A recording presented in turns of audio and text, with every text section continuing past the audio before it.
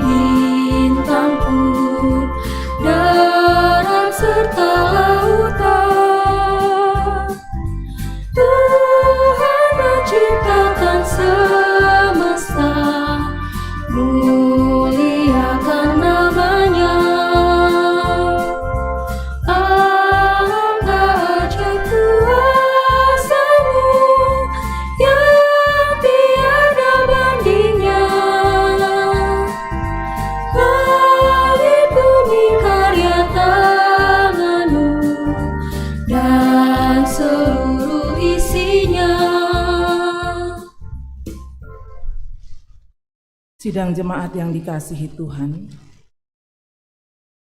ibadah ini berlangsung dalam nama Bapa, Anak, dan Roh Kudus. Amin.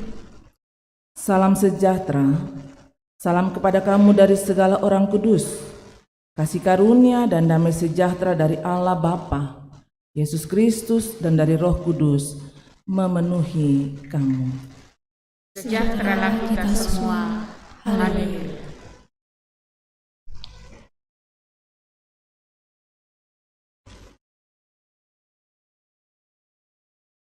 Mari masuk dalam pengakuan dosa.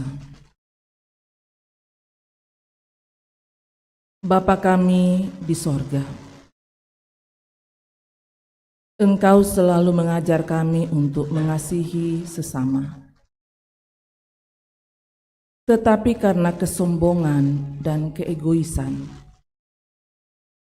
yang menunjukkan sikap tidak peduli terhadap sesama, lebih memikirkan diri sendiri, dan tidak perlu mengurus orang lain. Ketika sesama kami yang melakukan kesalahan, kami lebih memilih diam dan cari aman. Kami cepat mempersalahkan orang lain tanpa melihat apakah yang kami lakukan sudah benar. Kami mengaku sebagai anak-anak Tuhan, tetapi kami tidak setia pada perintah-Mu. Kami tidak bertanggung jawab atas kehidupan yang indah yang Engkau anugerahkan. Ampunilah dan kasihanilah kami ya Tuhan. Amin.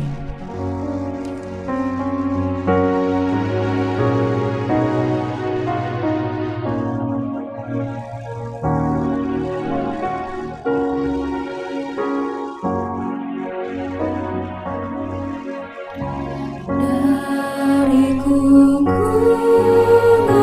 luka kelam, ya Tuhanku, ku datanglah, masuk terang-Mu bebas senang, ku datang padamu. Dari beban kesakitanku, masuk ke dalam kekuatan-Mu. Dalam derita aku datang, ya Yesus Tuhanku.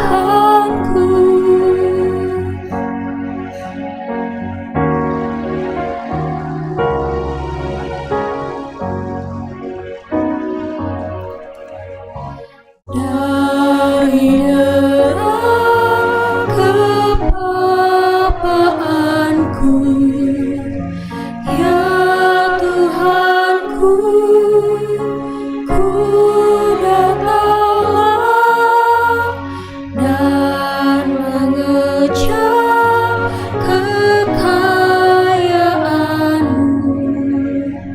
Ku datang padamu.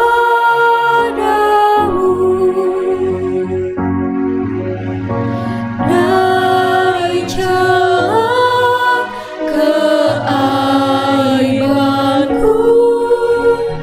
pada salib-Mu ku berteduh. Dalam dosaku aku datang, ya Yesus Tuhanku.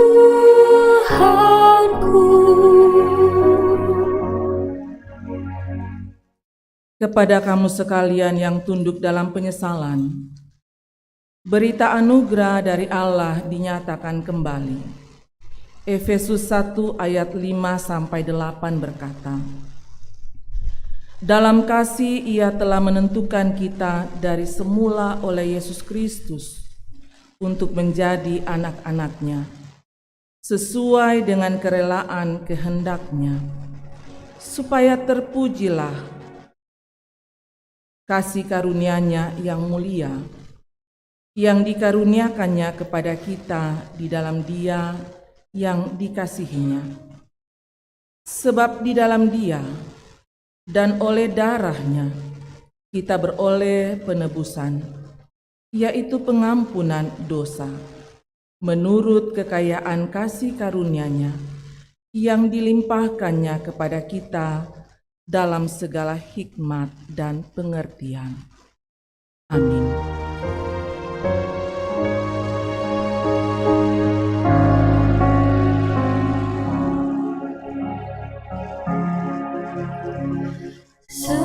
Setiamu Tuhanku, tiada tertara. Berikanlah suka di saat gelap.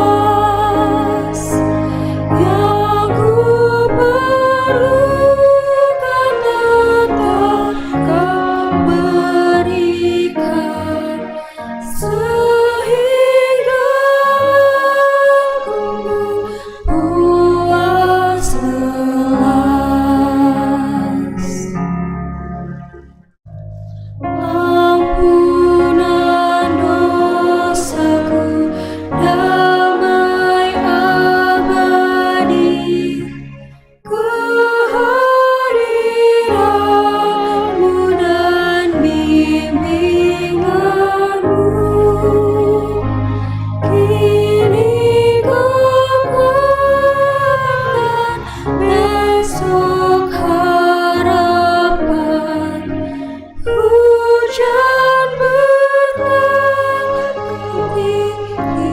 padaku. Setiamu Tuhanku mengharu hatiku. Setiap pagi bertambah jelas. Yang ku perlukan tetap Kau berikan, sehingga aku puas lelas.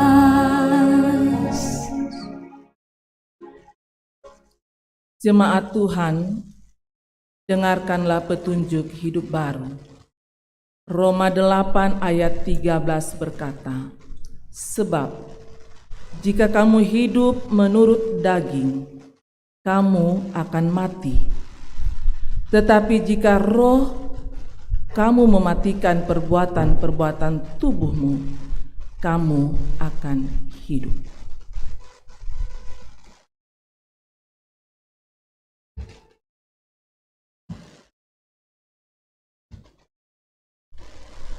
Sidang jemaat Tuhan, mari kita bermazmur kepada Tuhan secara berbalasan dari Mazmur 130 ayat 1 hingga ayat yang ke-8.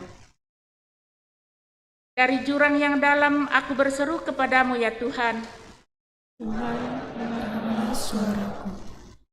Biarlah telingamu menaruh perhatian Kepada suara permohonanku. jika Engkau ya Tuhan mengingat-ingat kesalahan-kesalahan, Tuhan, siapakah yang dapat tahan? tetapi padamu ada pengampunan. Supaya Engkau ditakuti orang. Aku menanti-nantikan Tuhan, jiwaku menanti-nanti. Dan aku mengharapkan firman-Nya. Jiwaku mengharapkan Tuhan, Lebih daripada pengawal mengharapkan pagi, lebih daripada pengawal mengharapkan pagi. berharaplah kepada Tuhan, hai Israel, Sebab pada Tuhan ada kasih setia, dan Ia banyak kali mengadakan pembebasan Dialah yang akan membebaskan Israel. dari segala kesalahannya.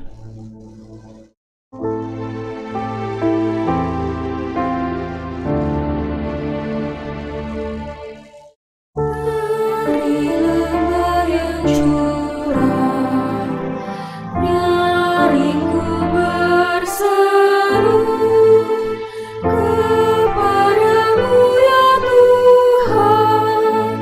Dengarlah suaraku, indahkanlah kiranya keluhan hamba-Mu.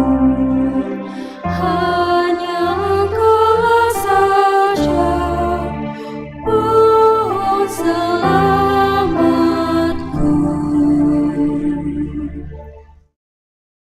Kita akan masuk ke dalam pelayanan firman. Mari siapkan bagian firman Tuhan untuk dibaca dan direnungkan. Yehezkiel 37 ayat 1 sampai 14. Yehezkiel 37 ayat 1 sampai 14. Pembacaan yang berikut Roma 8 ayat 1 sampai 17. Roma 8 ayat 1 sampai 17. Dan pembacaan Injil menurut Yohanes 11 ayat 33 sampai 44. Kita berdoa. Kami bersyukur kepadamu Tuhan. Hanya oleh anugerah-Mu kami dapat menjalani kehidupan dan menunaikan tanggung jawab. Kami bersyukur kepadamu ya Tuhan. Hanya oleh anugerah-Mu kami kembali dilayakkan untuk datang menyembah Tuhan dalam ibadah raya Minggu saat ini. Di tengah-tengah penyembahan kami, kebenaran firman Tuhan yang sudah kami siapkan, hendak kami baca dan renungkan. Allah Roh Kudus, serangilah hati dan pikiran kami, untuk dapat mengerti kebenaran firman-Mu. Berfirmanlah ya Tuhan, anak-anak-Mu sedia mendengar. Pakai kami hamba-hamba-Mu yang akan memimpin pembacaan dan mengurai kebenaran firman-Mu. Berilah kami hikmat. Di dalam nama Tuhan Yesus, kami berdoa kepada Bapa di sorga. Amin. Pembacaan kita yang pertama dari Yehezkel 37 ayat 1 hingga ayatnya yang ke-14. Kebangkitan Israel. Lalu kekuasaan Tuhan meliputi aku, dan Ia membawa aku keluar dengan perantaraan Roh-Nya dan menempatkan aku di tengah-tengah lembah. Dan lembah itu penuh dengan tulang-tulang. Ia membawa aku melihat tulang-tulang itu berkeliling-keliling, dan sungguh amat banyak bertaburan di lembah-lembah itu. Lihat, tulang-tulang itu amat kering. Lalu Ia berfirman kepadaku, "Hai anak manusia, dapatkah tulang-tulang itu dihidupkan kembali?" Aku menjawab, "Ya Tuhan Allah, Engkaulah yang mengetahui." Lalu firman-Nya kepadaku, "Bernubuatlah mengenai tulang-tulang ini, dan katakanlah kepadanya, hai tulang-tulang yang kering, dengarkanlah firman Tuhan. Beginilah firman Tuhan Allah kepada tulang-tulang ini. Aku memberi napas hidup di dalammu, supaya kamu hidup kembali. Aku akan memberi urat-urat padamu, dan menumbuhkan daging padamu. Aku akan menutupi kamu dengan kulit, dan memberikan kamu napas hidup, supaya kamu hidup kembali, dan kamu akan mengetahui bahwa Akulah Tuhan." Lalu aku bernubuat seperti diperintahkan kepadaku, dan segera sesudah aku bernubuat, kedengaranlah suara, sungguh suatu suara berderak-derak, dan tulang-tulang itu bertemu satu sama lain. Sedangkan aku mengamat-amatinya, lihat, urat-urat ada, dan daging tumbuh padanya. Kemudian kulit menutupinya, tetapi mereka belum bernapas. Maka firman-Nya kepadaku, "Bernubuatlah kepada napas hidup itu. Bernubuatlah, hai anak manusia, dan katakanlah kepada napas hidup itu, beginilah firman Tuhan Allah. Hai napas hidup, datanglah dari keempat penjuru angin, dan berhembuslah ke dalam orang-orang yang terbunuh ini, supaya mereka hidup kembali." Lalu aku bernubuat seperti diperintahkannya kepadaku, dan napas hidup itu masuk di dalam mereka, sehingga mereka hidup kembali. Mereka menjejakkan kakinya, suatu tentara yang sangat besar.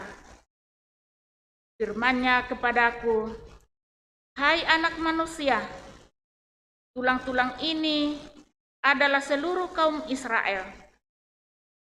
Sungguh, mereka sendiri mengatakan, tulang-tulang kami sudah menjadi kering, dan pengharapan kami sudah lenyap.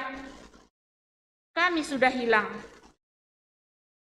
Oleh sebab itu, bernubuatlah dan katakan kepada mereka, beginilah firman Tuhan Allah. Sungguh, aku membuka kubur-kuburmu dan membangkitkan kamu, hai umatku, dari dalamnya, dan aku akan membawa kamu ke tanah Israel. Dan kamu akan mengetahui bahwa akulah Tuhan, pada saat aku membuka kubur-kuburmu dan membangkitkan kamu, hai umatku, dari dalamnya. Aku akan memberikan rohku ke dalammu, sehingga kamu hidup kembali, dan aku akan membiarkan kamu tinggal di tanahmu, dan kamu akan mengetahui bahwa aku Tuhan yang mengatakannya dan membuatnya. Demikianlah firman Tuhan. Pembacaan yang kedua diambil dari Roma 8 ayat 1 sampai 17. Hidup oleh roh. Demikianlah sekarang tidak ada penghukuman bagi mereka yang ada di dalam Kristus Yesus. Roh yang memberi hidup telah memerdekakan kamu dalam Kristus dari hukum dosa dan hukum maut. Sebab apa yang tidak mungkin dilakukan hukum Taurat karena tak berdaya oleh daging, telah dilakukan oleh Allah dengan jalan mengutus anaknya sendiri dalam daging, yang serupa dengan daging yang dikuasai dosa karena dosa. Ia telah menjatuhkan hukuman atas dosa di dalam daging, supaya tuntutan hukum Taurat digenapi di dalam kita yang tidak hidup menurut daging, tetapi menurut roh. Sebab mereka yang hidup menurut daging memikirkan hal-hal yang dari daging. Mereka yang hidup menurut roh memikirkan hal-hal yang dari roh. Karena keinginan daging adalah maut, tetapi keinginan roh adalah hidup dan damai sejahtera. Sebab keinginan daging adalah perseteruan terhadap Allah, karena ia tidak takluk kepada hukum Allah. Karena ini memang tidak mungkin baginya. Mereka yang hidup dalam daging tidak mungkin berkenan kepada Allah. Tetapi kamu tidak hidup dalam daging, melainkan dalam roh. Jika memang roh Allah diam di dalam kamu, tetapi jika orang tidak memiliki roh Kristus, ia bukan milik Kristus. Tetapi jika Kristus ada di dalam kamu, maka tubuh memang mati karena dosa, tetapi roh adalah kehidupan oleh karena kebenaran. Dan jika roh Dia yang telah membangkitkan Yesus dari antara orang mati diam di dalam kamu, maka Ia yang telah membangkitkan Kristus Yesus dari antara orang mati akan menghidupkan juga tubuhmu yang fana itu oleh roh-Nya yang diam di dalam kamu. Jadi, saudara-saudara, kita adalah orang berhutang, tetapi bukan kepada daging, supaya hidup menurut daging. Sebab jika kamu hidup menurut daging, kamu akan mati. Tetapi jika oleh roh, kamu mematikan perbuatan-perbuatan tubuhmu, kamu akan hidup. Semua orang yang dipimpin roh Allah adalah anak Allah.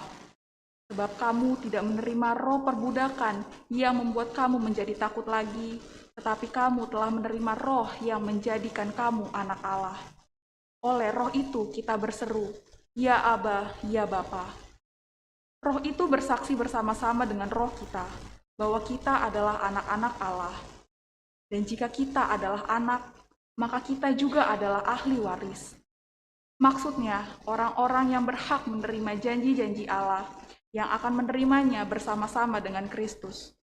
Yaitu jika kita menderita bersama-sama dengan Dia, supaya kita juga dipermuliakan bersama-sama dengan Dia. Demikian firman Tuhan, Hosiana.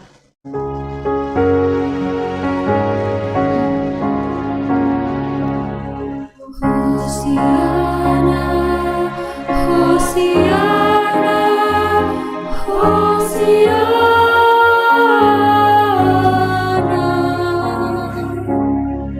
Dengarkanlah Injil Yesus Kristus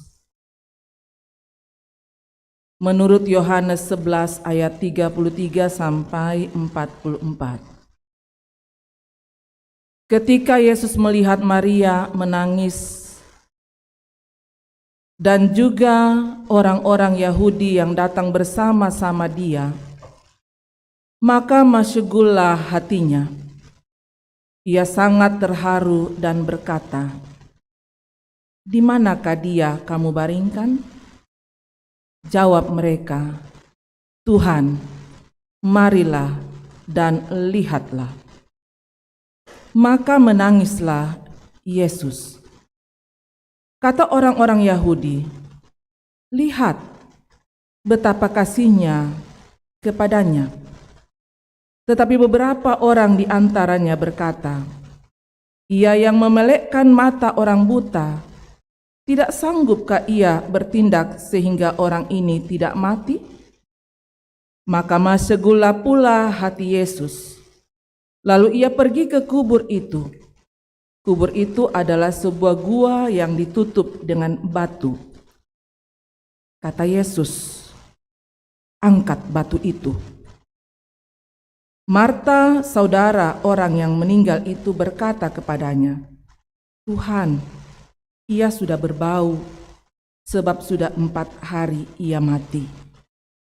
Jawab Yesus, "Bukankah sudah kukatakan kepadamu, jikalau engkau percaya, engkau akan melihat kemuliaan Allah?" Maka mereka mengangkat batu itu. Lalu Yesus menengadah ke atas dan berkata, "Bapa, aku mengucap syukur kepadamu karena engkau telah mendengarkan aku. Aku tahu bahwa engkau selalu mendengarkan aku. Tetapi oleh karena orang banyak yang berdiri di sini mengelilingi aku mengatakannya, supaya mereka percaya bahwa engkaulah yang telah mengutus aku." Dan sesudah berkata demikian, berserulah ia dengan suara keras, "Lazarus, marilah keluar." Orang yang telah mati itu datang keluar, kaki dan tangannya masih terikat dengan kain kafan dan mukanya tertutup dengan kain peluh. Kata Yesus kepada mereka, "Bukalah kain itu dan biarkan ia pergi." Demikian firman Tuhan yang dikatakan berbahagia setiap orang yang mendengar, lalu memelihara dengan setia kebenaran firman Tuhan dalam hidupnya hari lepas hari. Amin.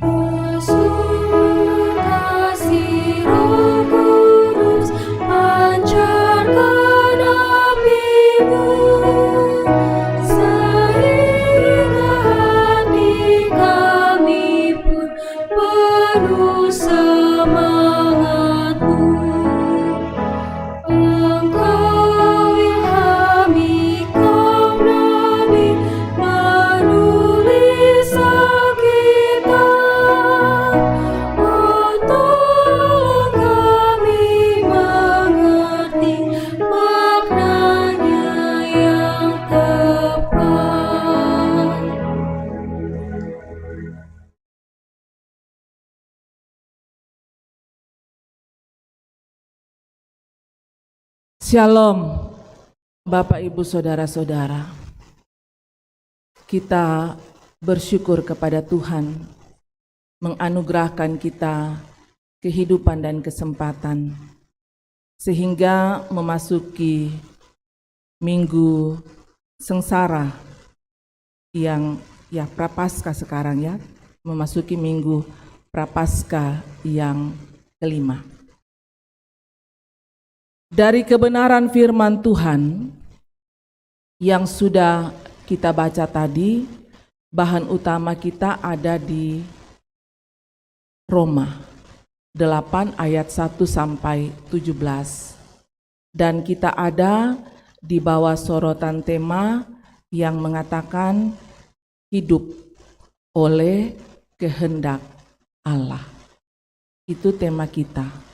Hidup oleh kehendak Allah. Bapak, Ibu, Saudara-saudara yang dikasihi Tuhan, sebagai orang yang tahu bersyukur dan berterima kasih, pastilah tahu menghargai kebaikan sesama yang telah diterima. Itu kalau orang yang tahu bersyukur dan berterima kasih, dia tahu menghargai pemberian atau kebaikan orang lain terhadap dirinya. Banyak kali ketika kita dalam kesulitan yang amat besar, lalu kemudian ada sesama kita yang memberikan pertolongan atau bantuan sehingga kita luput atau dibebaskan dari persoalan yang besar itu, maka biasanya kita merasakan punya hutang budi. Biasa begitu ya Bapak Ibu? Iya kan? Kalau kita dalam himpitan, dalam kesulitan yang besar, tiba-tiba ada sahabat kita, keluarga kita, rekan kerja kita yang memberikan bantuan sehingga kita bebas dari kesulitan besar. Itu seakan kita merasakan kita memiliki hutang budi terhadap orang tersebut. Dan kalau kita merasakan bahwa kita memiliki hutang budi terhadap orang yang sudah melakukan kebaikan kepada kita, pastilah kita tidak akan mungkin mau mengorbankan orang tersebut. Walaupun dalam kenyataan biasanya ada juga ya, orang biasa istilahkan sudah ditolong tapi malah menodong. Yang seharusnya ialah kalau kita merasakan kebaikan dan merasakan hutang budi, pasti kita akan selalu membangun relasi dengan baik terhadap orang itu. Makanya biasa orang tua kita itu berpesan, ingat ya, om itu baik sekali dengan kita. Ya, biasa gitu ya. Saya tidak mau menjelaskan bahwa kalau kita melakukan sesuatu pamrih, tidak. Saya hanya mau menjelaskan kalau kita punya perasaan hutang budi kepada orang, pasti kita akan bangun relasi yang bagus, berusaha untuk tidak mengecewakan orang itu, tetapi bagaimana kita melakukan kebaikan terhadap orang tersebut. Mengapa saya mengantar dengan penjelasan seperti itu? Karena saya pun ingin melalui kebenaran firman Tuhan yang sudah kita baca, yang bahan utama kita ada pada Roma 8 ayat 1 sampai 17, supaya kita juga sadar, supaya saya dan Bapak Ibu saudara-saudara sadar bahwa sesungguhnya kita berhutang kepada Tuhan yang tidak akan pernah sanggup untuk kita lunasi dengan perbuatan baik apapun. Walaupun dalam kenyataan Tuhan berkorban untuk kita, tidak menuntut sesuatu apapun dari kita. Tapi kita yang tahu dan merasakan itu, sama seperti Paulus dalam ayat 12 katakan begini, kita adalah orang-orang berhutang.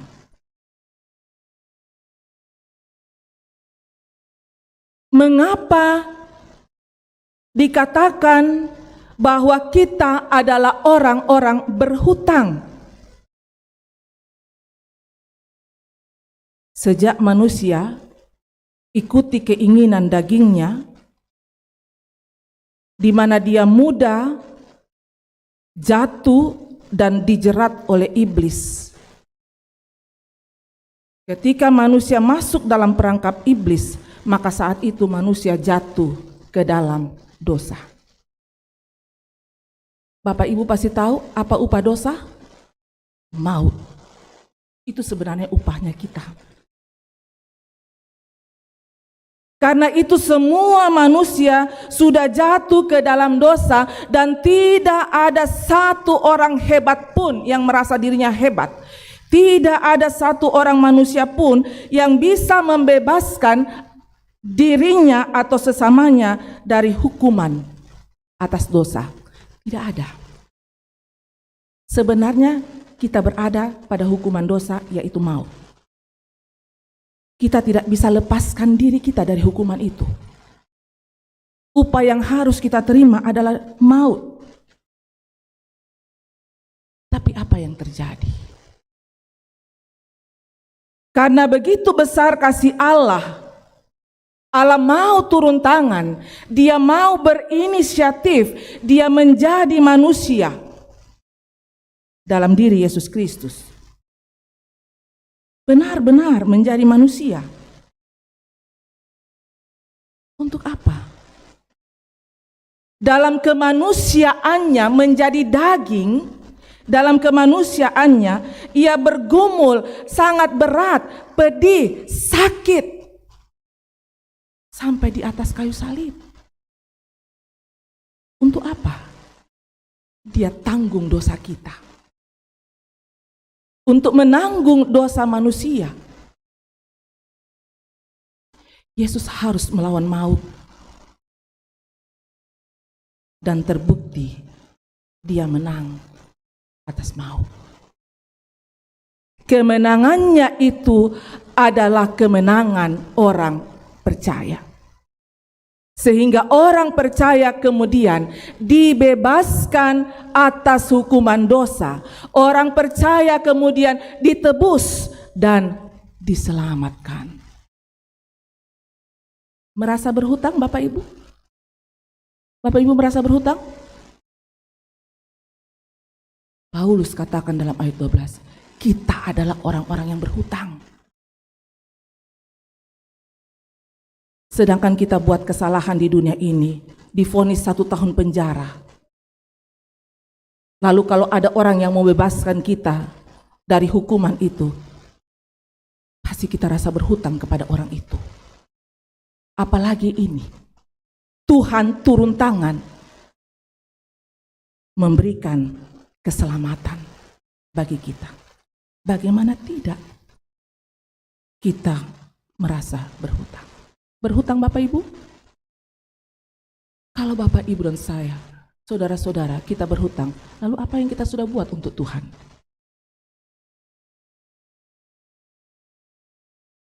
Apa yang sudah kita buat untuk Tuhan? Kalau kita merasa berhutang. Yang Tuhan inginkan dari kehidupan kita, itu tema kita. Hiduplah oleh kehendak-Nya. Itu yang Tuhan minta.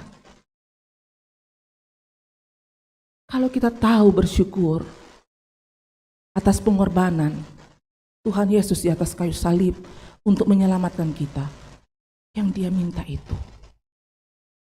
Kalau kita merasa berhutang, kita mau membayar hutang itu yang Dia minta.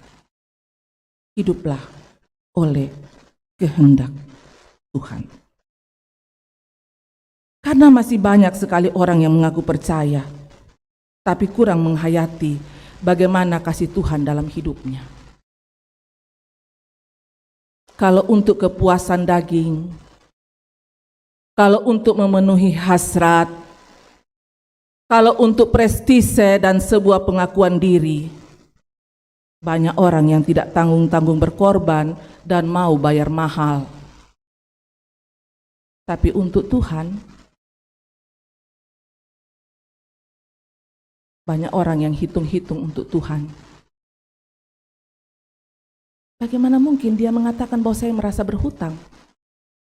Sementara untuk Tuhan, waktunya, tenaganya, hartanya dihitung-hitung untuk Tuhan.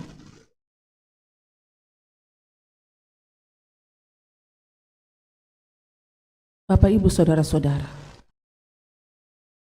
setiap orang percaya yang telah ditebus, setiap orang percaya yang sudah menerima anugerah keselamatan oleh Kristus, ditegaskan oleh Paulus, dia adalah anak-anak Allah. Dia adalah milik Kristus. Karena yang tebus kita adalah Allah melalui Kristus, maka kita yang sudah ditebus menjadi miliknya Allah. Kita adalah milik Kristus. Dan karena kita sudah ditebus menjadi milik Allah, milik Kristus, maka kita diperhitungkan sebagai orang-orang yang dibenarkan di hadapan Allah. Kalau sebelumnya kita melakukan banyak kesalahan dan dosa, kita jauh dari hadapan Allah. Tapi sekarang kita diperhitungkan sebagai orang yang dibenarkan di hadapan Allah. Sebagai orang-orang yang telah dibenarkan di hadapan Allah, maka seharusnya hatinya dan hidupnya dikuasai oleh Roh Kristus atau Roh Kudus. Ayat 1 katakan dalam pembacaan kita, demikianlah sekarang tidak ada penghukuman bagi mereka yang ada di dalam Kristus Yesus. Lalu ayat 9 katakan, tetapi kamu tidak hidup dalam daging melainkan dalam roh. Jika memang roh Allah diam di dalam kamu, tetapi jika orang tidak memiliki roh Kristus, ia bukan milik Kristus.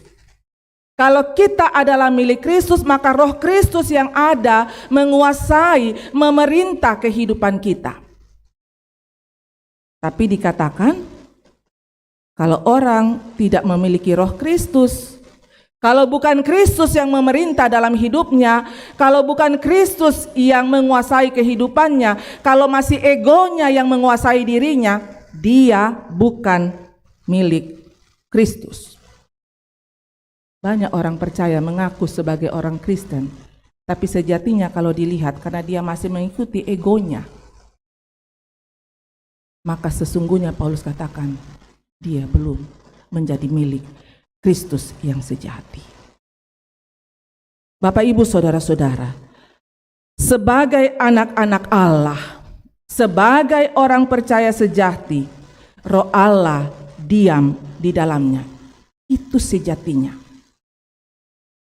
Roh itulah yang akan memberikan kekuatan kepada setiap orang percaya untuk tidak hidup melayani daging. Karena kita masih hidup dalam daging. Setiap hari itu bergejolak antara keinginan daging dan keinginan roh. Tapi kalau kita sebagai milik Kristus, roh menguasai kita, maka kita akan diberikan kekuatan untuk mengalahkan keinginan daging. Kalau roh Kristus yang menguasai kehidupan kita, maka kita diberikan kekuatan untuk tidak mau melayani keinginan daging, tetapi kita melayani keinginan Kristus, melakukan kehendak Tuhan. Ayat 11 katakan, dan jika roh Dia yang telah membangkitkan Yesus dari antara orang mati diam di dalam kamu, maka Ia yang telah membangkitkan Kristus Yesus dari antara orang mati akan menghidupkan juga tubuhmu yang fana itu oleh rohnya yang diam di dalam kamu. Luar biasa Bapak Ibu. Kalau roh Kudus, roh Kristus berdiam di dalam kita, maka kita punya kekuatan. Kita punya kekuatan yang sangat luar biasa. Orang percaya yang masih melayani daging. Orang percaya yang masih kompromi dengan dosa. Banyak kali kita kompromi. Seakan-akan kita yang tahu. Kita yang mau atur hidup kita. Biasa kita katakan, tidak apa-apa. Nanti hari Minggu kita pergi minta ampun kepada Tuhan. Lalu kalau tidak sampai hari Minggu hidupmu? Iya. Selalu mau kompromi. Seakan-akan kita yang tentukan batas hidup kita. Orang percaya yang melayani daging, yang selalu kompromi dengan perbuatan-perbuatan dosa, sudah pasti Roh Kudus tidak diam di dalam hidupnya, di dalam dirinya. Dan ketika Roh Allah, ketika Roh Kudus tidak berdiam di dalam diri orang percaya, maka yang terjadi adalah hidupnya hanya untuk memenuhi kehendaknya, nafsunya, hasrat dirinya. Apa yang akan dituai? Pembacaan kita katakan kehancuran dan penyiksaan yang abadi. Banyak orang-orang yang ada dalam dunia ini terlena dengan tawaran dunia. Makanya ada istilah nikmat membawa, kalau saya balik nikmat membawa sengsara, boleh kan? Itu kan film Pak Melona. Sengsara membawa nikmat, film kan? Tapi realita hidup banyak kali nikmat membawa sengsara. nikmat membawa sengsara. Orang yang melayani daging, hasrat atau hawa nafsunya, bisa juga ia menemukan kenikmatan karena dia sudah temukan apa yang dia inginkan, dan iblis menyediakan itu. Iblis itu selalu sediakan karena dia tahu daging kita lemah. Kita dalam kedagingan lemah. Dia sediakan yang bagus. Orang yang hidup dalam daging yang hanya mau memenuhi nafsunya, hasrat atau keinginannya, seakan dia temukan kenikmatan itu. Karena sekali lagi iblis juga memang menyediakan. Tapi waspadalah, setelah kenikmatan itu, orang seperti itu akan dibawa kepada kehancuran dan kebinasaan. Karena Tuhan lebih berkuasa atas segalanya. Dan kasih karunia Tuhan tidak dapat dipermainkan. Tuhan juga tidak akan pernah kompromi dengan yang namanya perbuatan dosa. Ayat 6 sampai 8 katakan, karena keinginan daging adalah maut. Keinginan daging adalah maut. Bapak Ibu mau melayani daging? Mau nikmat membawa sengsara seperti ini. Kalau melayani daging dikatakan karena keinginan daging adalah maut, tetapi keinginan roh adalah hidup dan damai sejahtera. Kalau mau hidup dan nikmati damai sejahtera, beri diri dikuasai dan dipimpin oleh Roh Allah, Roh Kudus. Ayat 7 katakan, sebab keinginan daging adalah perseteruan terhadap Allah karena ia tidak takluk kepada hukum Allah. Hal ini memang tidak mungkin baginya. Mereka yang hidup dalam daging tidak mungkin berkenan kepada Tuhan. Mereka yang hidup di dalam daging tidak mungkin berkenan kepada Tuhan. Bapak, Ibu, saudara-saudara, firman Tuhan minggu ini menyadarkan dan mengingatkan kita lagi bahwa kita yang telah menerima anugerah keselamatan dari Tuhan, kita adalah anak-anak Tuhan. Kita adalah anak-anak Allah. Dan karena itu seharusnya sama seperti Paulus yang merasakan bahwa kita adalah orang-orang yang berhutang. Sebagai orang-orang yang berhutang, pasti kita akan berusaha bagaimana kita hidup menyenangkan dan melakukan apa yang baik, yang berkenan kepada Tuhan. Apa itu? Hidup oleh kehendak Allah. Dan ada upah yang disediakan kepada kita. Ayat 17 katakan, dan jika kita adalah anak, maka kita juga adalah ahli waris. Ada warisan yang akan kita terima. Maksudnya orang-orang yang berhak menerima janji-janji Allah yang akan menerimanya bersama-sama dengan Kristus, yaitu jika kita menderita bersama-sama dengan Kristus, supaya kita juga dipermuliakan bersama-sama dengan Dia. Hari ini juga kita rangkaikan dengan peringatan hari ulang tahun Gereja Toraja yang ke-76. Bahkan Injil Gereja orang Toraja mengenal Injil itu sudah 110 tahun. Di usia Gereja Toraja yang sudah mencapai 76, yang diharapkan adalah warga Gereja Toraja kita semua semakin dewasa untuk menjawab panggilan kita sebagai anak-anak Allah, melakukan kehendak Allah dengan setia. Apa itu? Hidup kita pakai untuk memberitakan Injil keselamatan kepada semua orang. Mari bersama kita masuk dalam ruang saat teduh.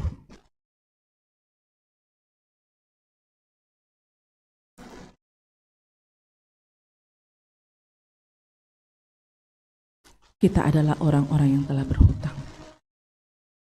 Kita berhutang kepada Tuhan.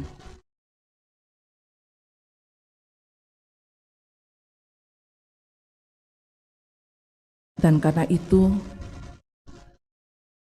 kita diharapkan untuk selalu menyadari identitas kita, bahwa kita adalah anak-anak Allah yang harus hidup berdasarkan kehendak Allah, supaya janji-janji Allah menjadi bahagian dalam hidup kita. Kita hidup menikmati damai sejahtera dan pula kemuliaan Kristus terpancar dari kehidupan kita. Mari bersama kita menaikkan doa sempurna yang diajarkan Tuhan Yesus demikian.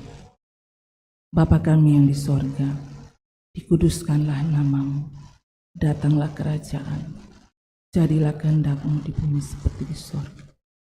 Berikanlah kami pada hari ini makanan kami yang secukupnya, dan ampunilah kami akan kesalahan kami, seperti kami juga mengampuni orang bersalah kepada kami. Dan janganlah membawa kami ke dalam, tapi lepaskanlah kami daripada yang jahat, karena Engkau mempunyai kerajaan dan kuasa dan kemuliaan sampai selama-lamanya. Saya jemput jemaat Tuhan, mari berdiri. Bersama dengan umat Tuhan di segala tempat dan di sepanjang abad, marilah kita ikrarkan pengakuan iman kita berdasarkan rumusan pengakuan iman rasuli demikian. Aku percaya kepada Allah, Bapa yang Maha Kuasa, Khalik langit dan bumi, dan kepada Yesus Kristus, Anaknya yang tunggal Tuhan kita, yang dikandung daripada Roh Kudus, lahir dari anak darah, yang menderita di bawah pemerintahan Pontius Pilatus, disalibkan, mati dan dikuburkan, turun ke dalam kerajaan. Pada hari yang ketiga, bangkit pula dari antara orang mati, naik ke sorga, duduk di sebelah kanan Allah, Bapa yang Maha Kuasa, dan akan datang dari sana untuk menghakimi orang yang hidup dan mati. Aku percaya kepada Roh Kudus, Gereja yang kudus dan am, persekutuan orang kudus, pengampunan dosa, bangkitan daging, dan hidup yang kekal.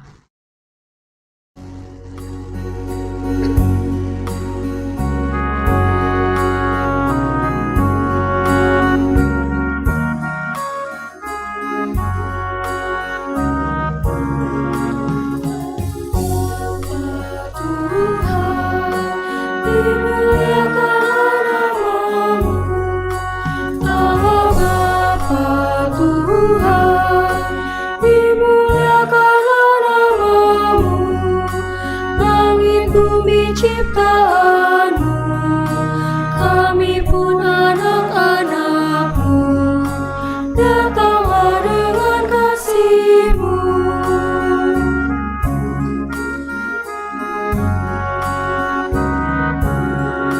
Yesus Kristus Tuhan, yang membawa keselamatan. Yesus Kristus Tuhan, yang membawa keselamatan, lahir dalam dunia ini, mati tapi bangkit lagi, Kaulah juru selamat kami.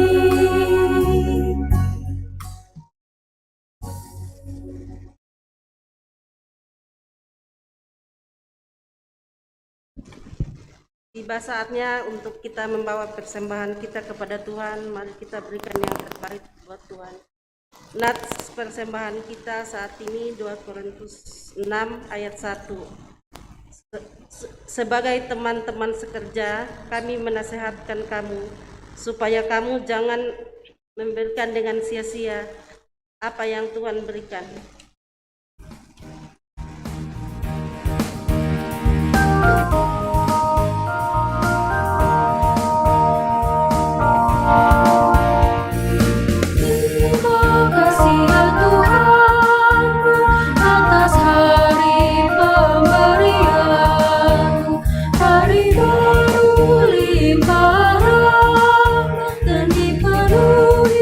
Oleh kasih Kau curahkan pada umatmu, Kau curahkan pada umatmu. Terima kasih atas waktu yang Kau tawarkan padaku, agar dalam masa muda aku belajar tentang kasih-Mu yang besar dan mulia itu, yang besar dan mulia itu.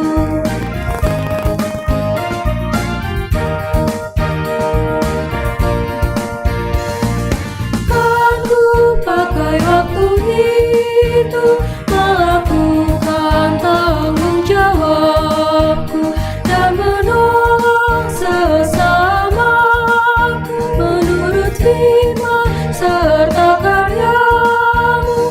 Karena itu makna kasih-Mu, karena itu makna kasih-Mu.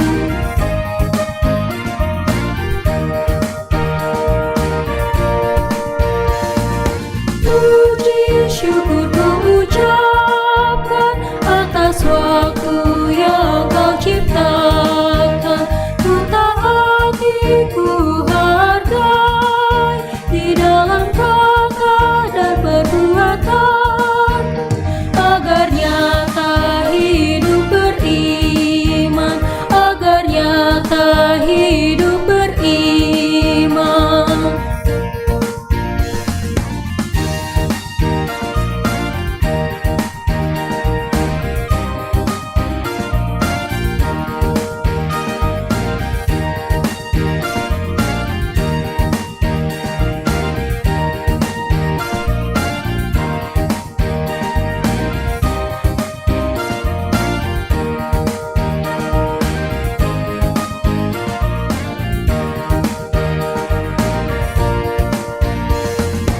Terima kasih ya Tuhanku atas hari pemberian-Mu, hari baru limpah rahmat dan dipenuhi oleh kasih-Mu.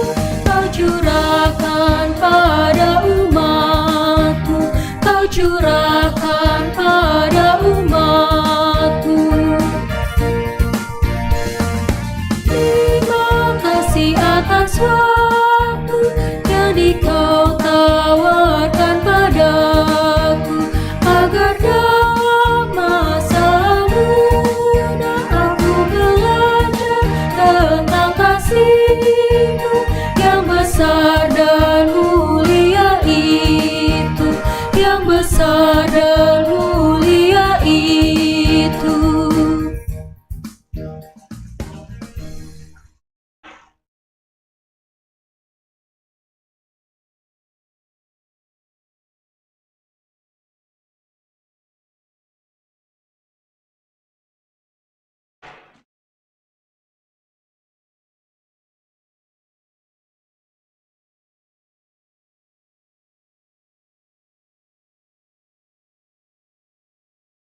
Bapak, Ibu, Saudara-saudara, kita bersyukur untuk karya kasih Tuhan bagi Gereja Toraja yang boleh berhari ulang tahun ke-76, dan saat ini kita akan memperingati itu dalam simbolisasi.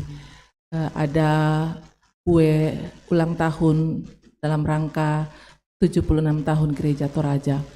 Dan untuk itu saya meminta kesediaan perwakilan dari PKB, PWGT, PPGT, Sekolah Minggu. Mohon ke depan, kalau karena anak-anak Sekolah Minggu kita sedang beribadah juga, pengurusnya, pengurus Sekolah Minggu, atau kakak gurunya, ya, ada Pak Barto, silakan. Pak Ketua PKB. Untuk PWGT, kalau tidak ada Ibu Ketua Wakil, PPGT,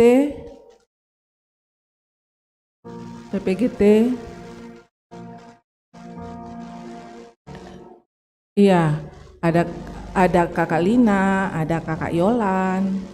Di atas juga banyak sekali PPGT. Ya, cuma kalau di atas terlalu jauh. Ya. Ayo. Silakan. Lansia. Mudah-mudahan saya tidak salah untuk menilai lansia yang sudah paling lansia. Opa Garin boleh mewakili lansia. Ya.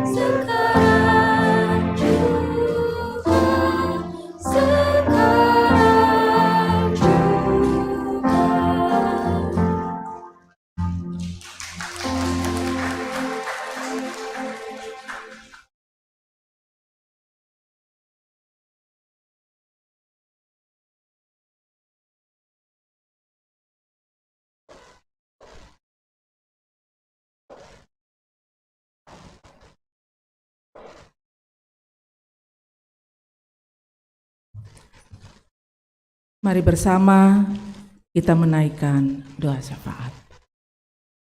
Kami bersyukur kepadamu Tuhan. Oleh kasih karuniamu, kami dilayakkan untuk datang menyembah Tuhan dalam ibadah minggu saat ini. Semoga penyembahan kami berkenan kepada Tuhan. Kami bersyukur kebenaran firman Tuhan yang telah diperdengarkan kepada kami semua. Allah Roh Kudus meteraikan firman-Mu dalam hati, dalam hidup kami. Untuk kami menjadi pelaku firman yang setia di dalam hidup yang Tuhan anugerahkan ini. Kami bersyukur Tuhan memberikan kami kesempatan untuk datang membawa persembahan kepada Tuhan.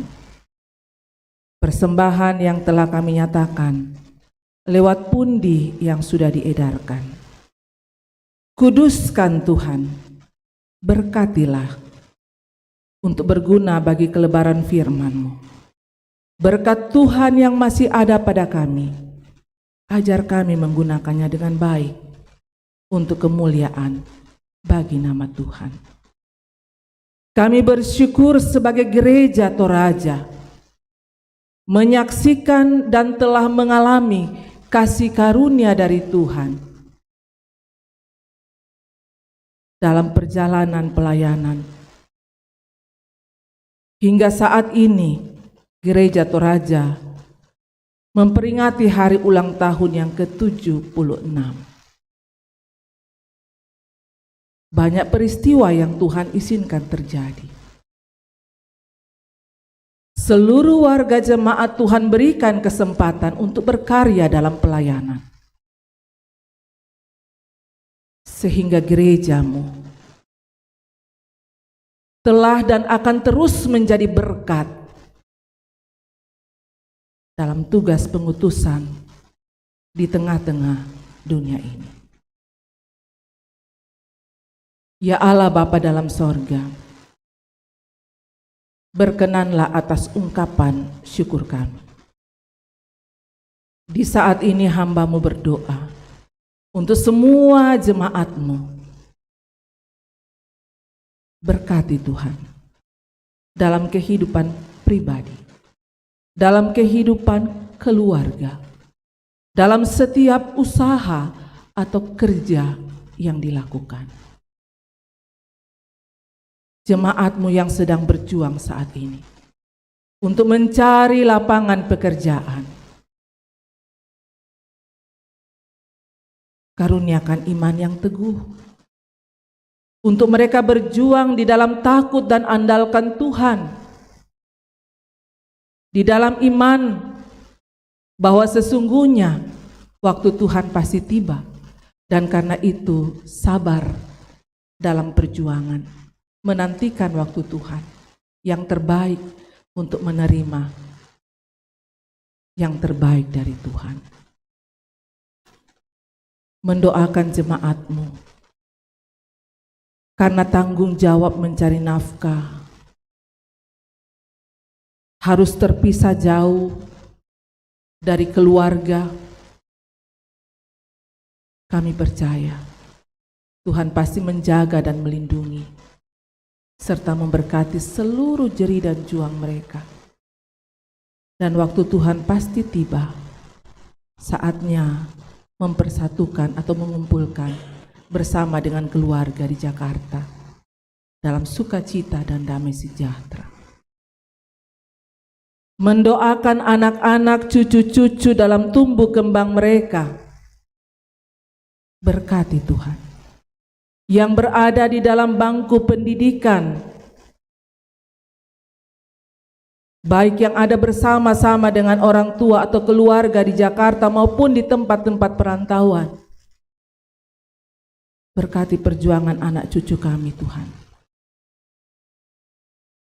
sehingga perjuangan mereka berhasil di dalam Tuhan.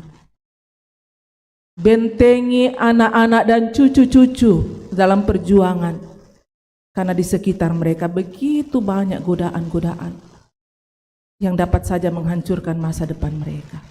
Bentengi anak cucu kami Tuhan, supaya mereka hidup di dalam Tuhan dan dianugerahkan hari depan yang penuh dengan harapan di dalam Tuhan.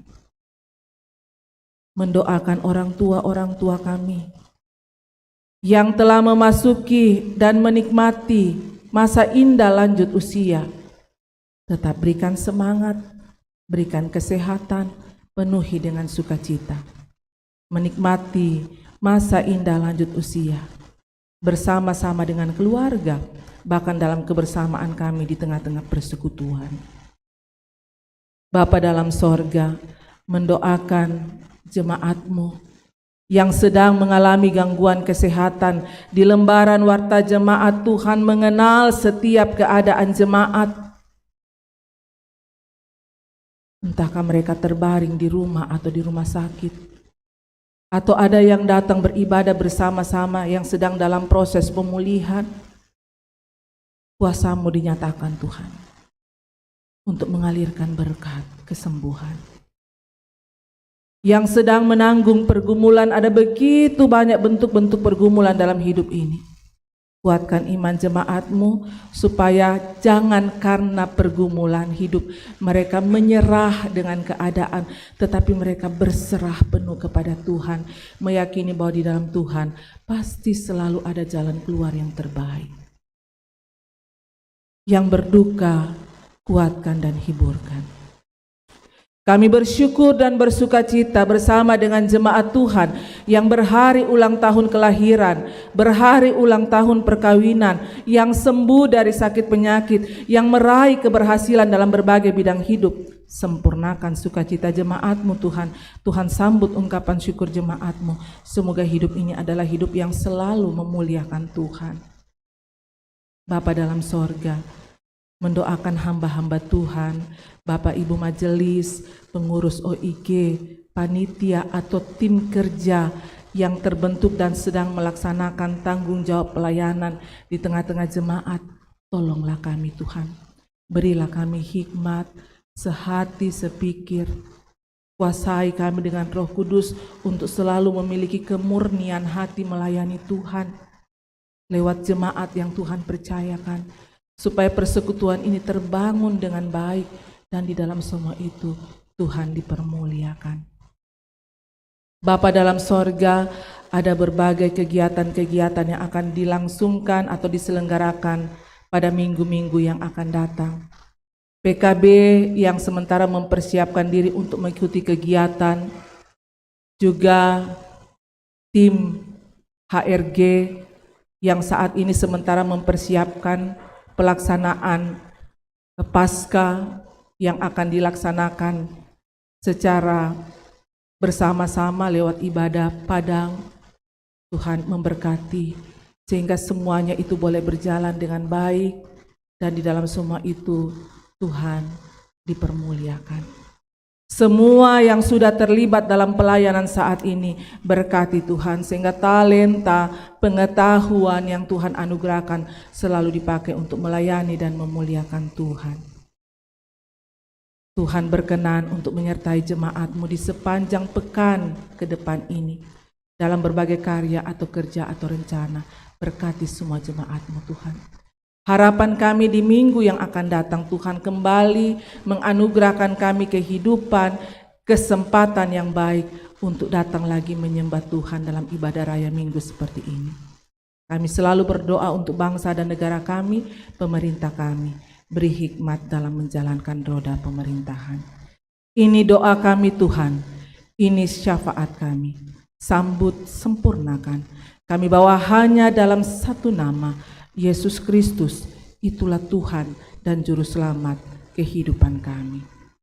Amin. Mari berdiri.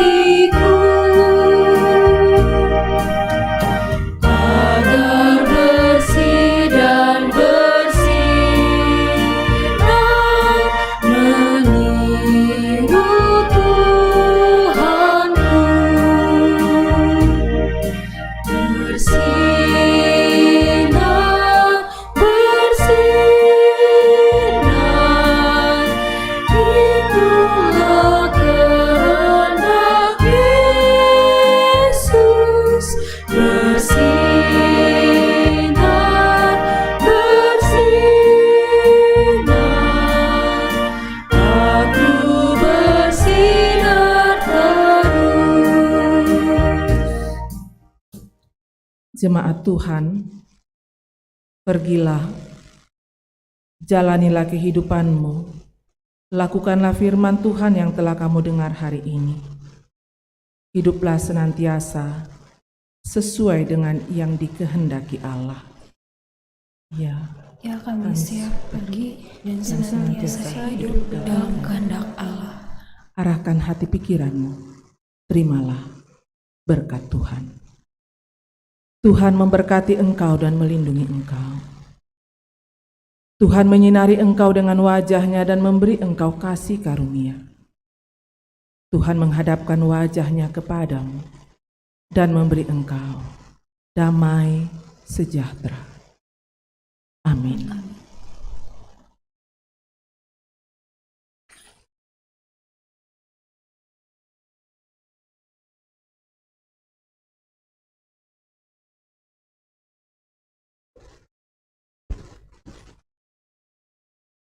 Shalom. Penekanan warta jemaat untuk hari Minggu 26 Maret 2023. Majelis Jemaat mengucapkan selamat hari Minggu dan selamat kepada seluruh warga jemaat yang mengalami persekutuan dengan Tuhan dalam ibadah hari Minggu saat ini. Jika ada anggota jemaat yang membutuhkan pelayanan, dapat menghubungi kantor gereja atau majelis gereja. Bersyukur kepada Tuhan yang telah mengutus hamba-Nya, Ibu Pendeta Yulia Tangalayuk, yang telah melayani ibadah hari Minggu saat ini. Semoga Tuhan senantiasa memberkati dalam pelayanan dan keluarga. Bersyukur pada Tuhan yang telah memperkenankan semua yang telah melayani pada ibadah hari ini. Majelis yang bertugas, kantoria, pemain musik, operator multimedia, dan operator sound system. Tuhan memberkati kita semua. Untuk warta verifikasi, disampaikan pada bendahara jemaat dan OIG bahwa komisi verifikasi akan melakukan verifikasi pada hari Sabtu, tanggal 1 April, jam 9 pagi. Yang dikoreksi adalah laporan keuangan untuk bulan Januari sampai dengan Maret. Untuk itu, komisi verifikasi mengharapkan agar bendahara jemaat, OIG mempersiapkan laporan serta dokumen-dokumen yang terkait yang akan diverifikasi. Yang kedua, warta PKB disampaikan bahwa setiap hari Jumat pukul 16 atau 4 sore PKB mengadakan berbagai kegiatan olahraga. Mohon kehadiran dari seluruh anggota PKB di Gedung Serbaguna Jemaat Keramat. Terima kasih. Selanjutnya adalah Komisi Ibadah dan Liturgi. Pelaksanaan ibadah sore. Dalam rangka memenuhi kerinduan anggota jemaat, khususnya para lansia yang rindu untuk beribadah di gereja, maka sesuai dengan keputusan rapat pleno majelis tanggal 12 Maret, bahwa ibadah sore pada Minggu genap setiap bulan akan dilaksanakan di ruang serbaguna dan akan dimulai pada bulan April. Demikian untuk diketahui. Selanjutnya adalah Pundimpak.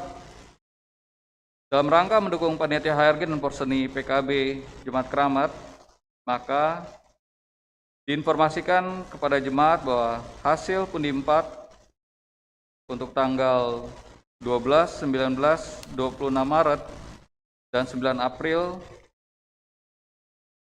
akan diberikan kepada panitia HRG, dan tanggal 16 dan 23 April untuk Porseni PKB. Selanjutnya adalah dari tim Hari Raya Gerejawi atau HRG Jemaat Keramat. Melalui seksi acara ibadah akan dilaksanakan kegiatan Prapaskah pada tanggal 1 April jam 10 pagi di Gedung Gereja Toraya Jemaat Keramat, yang akan diisi dengan lomba-lomba sebagai berikut. Lomba Bahasa Suramadatu yang pesertanya maksimal 6 orang per sektor. Untuk pendaftaran dapat menghubungi Ibu Berni Sapan. Yang kedua adalah lomba cerdas cermat. Pesertanya 5 orang per sektor, mewakili setiap unsur OIG. Untuk pendaftaran dapat menghubungi Saudari Agnes Pakambanan. Yang ketiga adalah lomba matematika Alkitab. Pesertanya adalah 5 orang per sektor yang mewakili setiap unsur OIG. Pendaftaran dapat menghubungi Ibu Evi Patadungan. Untuk selengkapnya dapat dibaca di Warta Jemaat. Masih dari tim HRG, amplop HRG sudah didistribusikan melalui koordinator sektor masing-masing. Diharapkan dukungan dari anggota jemaat. Rapat panitia HRG akan dilaksanakan pada hari Selasa 28 Maret jam 8 malam via Zoom. Diharapkan kehadiran seluruh panitia HRG. Ibadah Paskah akan dilaksanakan pada hari Minggu 9 April di Buperta Cibubur. Dress code-nya baju Paskah Jemaat Keramat atau menyesuaikan. Selanjutnya adalah koreksi dari laporan keuangan. Untuk pembangunan ada koreksi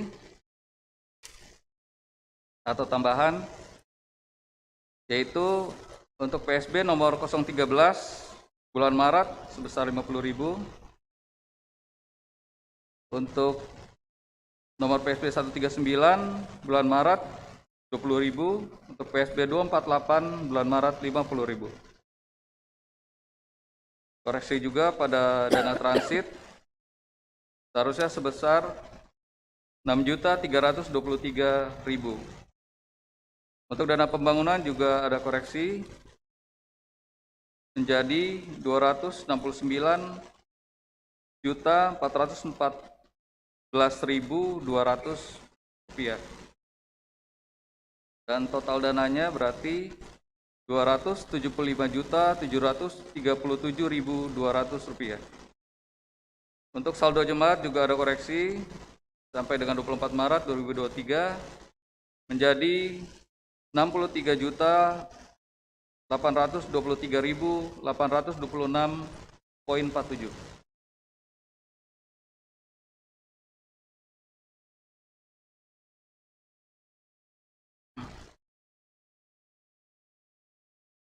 Selanjutnya adalah untuk anggota yang jemaat yang berulang tahun atau yang sakit, dapat kita baca di Warta Jemaat.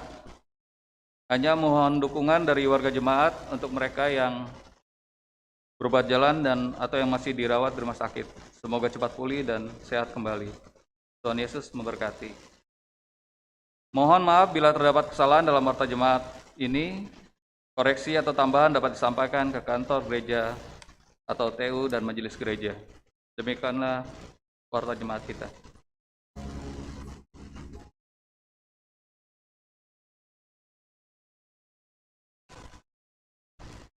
Mari kita bangkit berdiri. Kita memuji Tuhan memerlukan juru selamat.